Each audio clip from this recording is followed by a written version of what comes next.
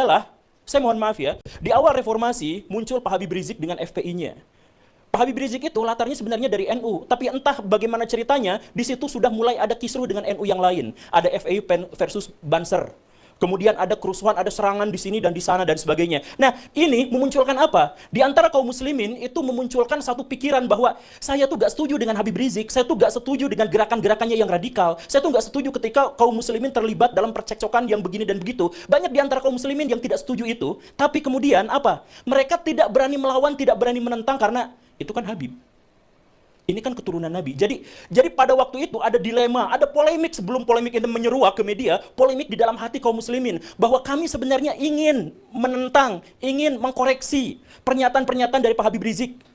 Tapi kami gak berani karena itu adalah keturunan Nabi. Jadi di sini ada penghormatan yang sangat besar terhadap kaum muslimin, terhadap nabinya, terhadap junjungannya, tetapi di sisi lain ada orang yang mengklaim ini adalah keturunan Nabi dan kontroversial. Kita nggak bahas dulu soal apakah Pak Habib Rizik itu benar atau salah, kita nggak bahas itu. Kita bahas bahwa Pak Habib Rizik memunculkan polemik pada waktu itu, terkait dengan masalah toleransi, terkait dengan masalah FPI, terkait masalah hal yang semacam itu. Dan setengah dari kaum muslimin, anggaplah ya, data kasarnya adalah setengah dari kaum muslimin kemudian tidak setuju dengan ini, tapi mereka tidak melakukan apa-apa. Ketidakberanian, takut kualat, ini keturunan Nabi. Dan kemudian ketika Pak Habib Rizik agak turun dengan cerita-cerita dan drama-drama di media masa itu, muncul sesuatu yang lebih besar.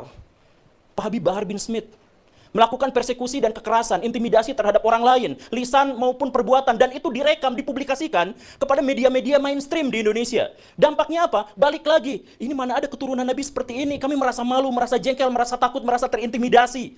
Saya harus katakan begini Baraya, kenapa yang datang ke diskusi ini cuman saya? Dan saya katakan, lebih dari setengah kolom komentar yang jumlahnya ribuan di satu video saya itu meminta saya untuk tidak hadir dalam acara ini. Kenapa? Saya mohon maaf, dalam konteks ini pihak Robito Alawiyah gagal untuk menyampaikan keamanannya kepada orang lain.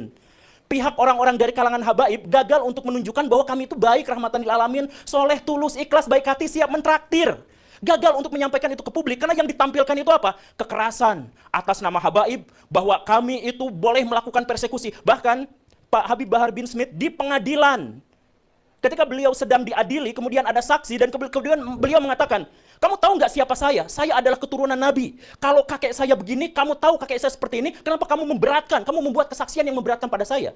Itu kan sebenarnya menyakiti kaum muslimin. Karena ada orang yang melakukan kekerasan atas nama Nabi, diadili, tapi minta privilege. Siapa yang melakukan itu? Golongan habaib. Kalau misalkan kemudian tiba-tiba muncul bahwa kami sekarang sedang diadu domba antara kelompok ini dengan kelompok itu, bukan. Mungkin ada adu domba, tapi itu belakangan.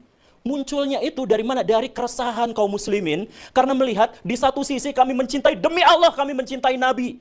Dan wujud dari kecintaan kami terhadap Nabi adalah kami tidak akan mau menisbatkan kekerasan, kejahatan, dan kontroversi terhadap orang-orang yang mengklaim dirinya sebagai keturunan Nabi.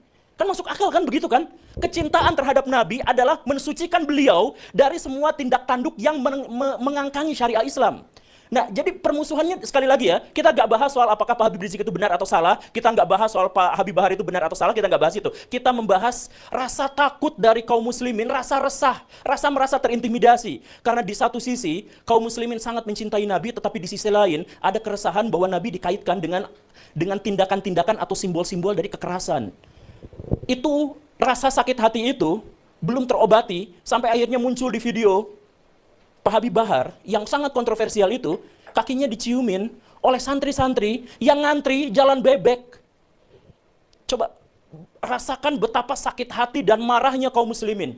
Coba kita misalkan bisa melihat dari berbagai perspektif. Misalkan lihat orang-orang yang biasa orang Islam berdebat dengan orang Kristen, berdebat dengan apa, kan ramai sebenarnya di media sosial. Lihat perdebatan di antara mereka. Dan orang-orang non-muslim bawa-bawa itu. Tuh lihat, buah tidak pernah jatuh jauh dari pohonnya. Sebagai penegasan, kalau Bahar melakukan kelakuan yang seperti itu, ya begitulah nabinya. Itu ejekan terhadap kaum muslimin. Dari orang-orang non-muslim, tapi orang-orang non-muslim pun tidak bisa disalahkan. Karena apa? Karena memang Pak Habib Bahar melakukan itu atas nama keturunan Nabi. Kemudian lihat misalkan kelompok-kelompok Islam yang lebih moderat atau yang lebih plural. Mereka sakit hati melihat itu karena apa? Karena betapa feodalisme di antara kaum muslim masih terjadi.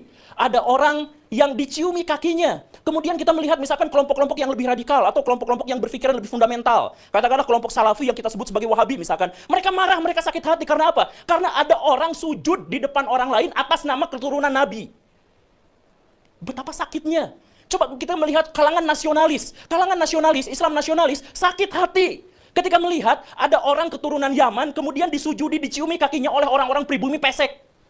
Jadi dilihat dari konteks apapun, dalam perspektif apapun, ini benar-benar menyakiti kaum muslimin. Tapi kala itu kaum muslimin berpikir bahwa ya sudahlah, pasrah aja. Kami sakit hati, kami marah, kami pengen sekali untuk mengajak orang ini ke dalam ajaran agama yang benar, katakanlah seperti itu.